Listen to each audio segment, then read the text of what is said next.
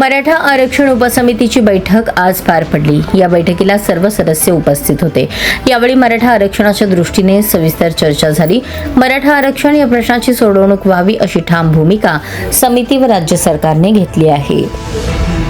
मराठा आंदोलक नेते मनोज दादा जरांगे पाटील यांच्याशी चर्चा करण्यासाठी राज्य सरकारकडून लवकरच प्रतिनिधी पाठवण्यात येणार असल्याचे ठरले आहे।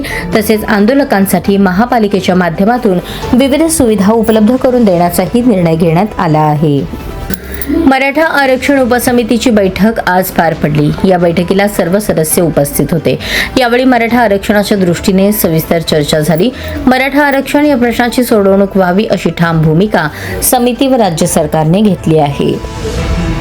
मराठा आंदोलक नेते मनोज दादा जरांगे पाटील यांच्याशी चर्चा करण्यासाठी राज्य सरकारकडून लवकरच प्रतिनिधी पाठवण्यात येणार असल्याचे ठरले आहे।